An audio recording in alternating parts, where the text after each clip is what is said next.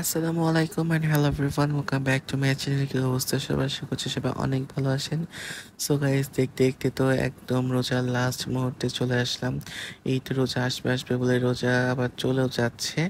So কিভাবে যে সময় চলে গেল, আসলে পানির মতো চলে গেছে সময়, মানে বোঝার উপায়ই নেই। তবে আলহামদুলিল্লাহ 30টা রোজা এবার করতে পারবো, এটা ভেবে খুব ভালো লাগতেছিল।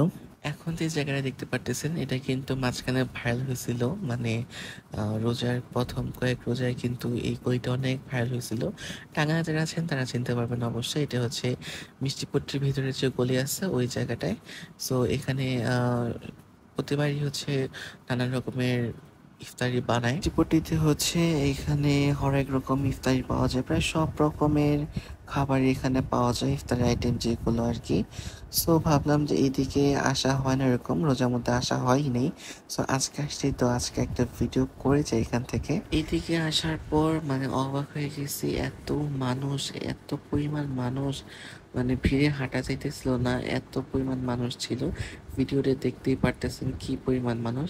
আমি যেহেতু ইফতারি টাইমে গেছিলাম, সো ওই সময় মানুষ থাকাটাই স্বাভাবিক, কিন্তু তারপরেও মানে এত পরিমাণ মানুষ ছিল। তো এইখান থেকে কিছু ইফতারি আইটেম আমরা কিনে নিয়েছিলাম।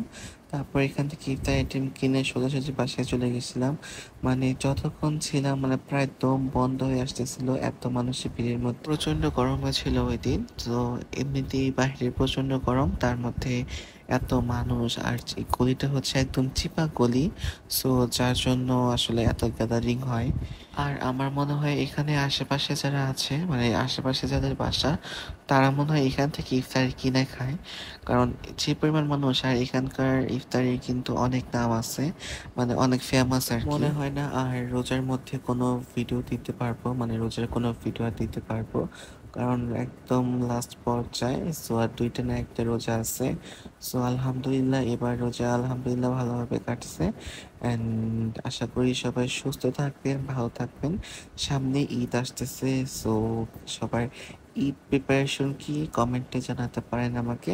চেষ্টা করব ঈদের একটা ভ্লগ দেওয়ার জন্য। আর সেই পর্যন্ত সবাই ভালো থাকেন, সুস্থ থাকেন। আল্লাহ হাফেজ।